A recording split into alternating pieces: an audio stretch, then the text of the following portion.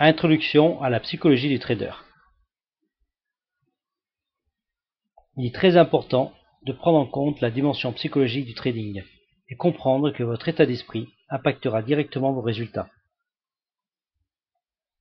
Si des facteurs externes tels que peine, dispute, tourmente ou perturbent, ne tradez pas ce jour-là. La maîtrise de ses émotions est primordiale. Cela paraît simple et évident, mais vous apercevez vite qu'il n'en est rien.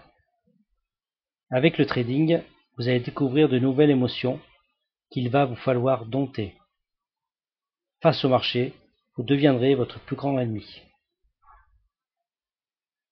Nous sommes tous régis par des émotions. Suivant votre réussite, vous pourrez passer de l'euphorie la plus complète à la déprime la plus totale, ce qui vous poussera à des prises de position irrationnelles. À la suite d'une lourde perte, vous aurez tendance à ne pas rentrer sur le marché, même si tous les signaux sont excellents. Par contre, après de gros gains, vous risquez d'avoir un excès de confiance et prendre position sur des signaux peu fiables, voire inexistants. Beaucoup de traders perdent le contrôle. Les causes majeures en sont la peur de rentrer en position. Vous avez essuyé de lourdes pertes et douté de votre analyse. Ne pas sortir d'une position perdante. Vous regardez sans réagir votre position perdante s'aggraver, comme hypnotisé. L'euphorie ou excès de confiance. Suite à un gain important, vous vous sentez invulnérable.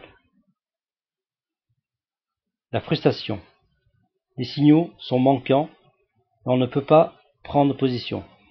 Vous avez l'impression de perdre votre temps et donc tendance à voir des signaux qui n'en sont pas. La cupidité.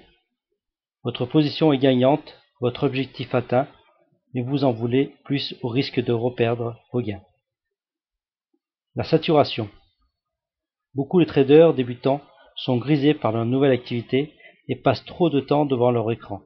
Pour les autres, c'est un manque de structure de vie et d'organisation. Mais pour tous, cela mène à une saturation du cerveau et de mauvais résultats.